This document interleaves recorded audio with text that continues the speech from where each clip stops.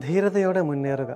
പ്രിയമുള്ളവരെ, ജീവിതത്തിൽ ഏതു കാര്യത്തിനു വേണ്ടിയുള്ള പരിശ്രമമാണെങ്കിലും തുടക്കം എപ്പോഴും കഷ്ടപ്പാടുകൾ നിറഞ്ഞതായിരിക്കും, സംശയമില്ല.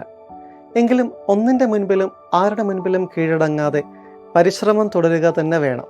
തീർച്ചയായും ഒരു നാൾ നാം ലക്ഷ്യം വെച്ചിരിക്കുന്ന വിജയത്തിൻ്റെ മധുരം ആസ്വദിക്കുവാൻ നമുക്ക് അപ്പോൾ സാധ്യമാകും. ഇതിനായി രക്തം വിയർപ്പാക്കി പോലും അധ്വാനിക്കുവാനുള്ള സമർപ്പണ മനോഭാവം നമുക്കുണ്ടാകണമെന്ന് മാത്രം. നമ്മുടെ അധ്വാനത്തിൻ്റെ തീവ്രതയനുസരിച്ച് കുറേ വീഴ്ചകളും കോട്ടങ്ങളും ഒക്കെ അനുദിന ജീവിതയാത്രയിൽ സംഭവിക്കുക സ്വാഭാവികമാണ്. എന്നാൽ ഇത്തരം സാഹചര്യങ്ങളെയും അതുമൂലമുണ്ടാകുന്ന സമ്മർദ്ദങ്ങളെയും ധൈര്യപൂർവ്വം അഭിമുഖീകരിക്കുവാൻ നാം പഠിച്ചിരിക്കണം. ഇതിനായി ക്രിയാത്മകമായ ഒരു മനോഭാവം, പ്രവർത്തന ശൈലി എന്നിവ നമ്മൾ രൂപപ്പെടുത്തിയെടുക്കുവാൻ നമുക്ക് സാധിക്കണം.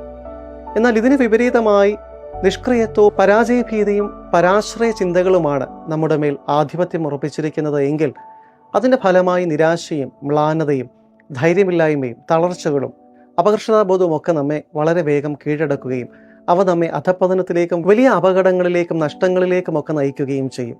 പ്രിയമുള്ളവരെ, ഓർക്കുക, ഇവിടെ നമുക്ക് വേണ്ടത് നിഷ്ക്രിയത്വമല്ല, മറിച്ച് ധീരതയാണ്. കാരണം നിഷ്ക്രിയത്വം ഒരു പാപമാണ്.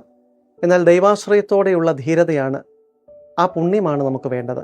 ഈ പുണ്യം നമ്മൾ നിരന്തരം അഭ്യസിച്ചാൽ മാത്രമേ ജീവിത വഴിയിൽ അഭിമുഖീകരിക്കേണ്ടി വരുന്ന പ്രശ്നങ്ങളെയും പ്രതിസന്ധികളെയും സധൈര്യം നേരിടുവാൻ നമുക്ക് സാധിക്കുകയുള്ളൂ.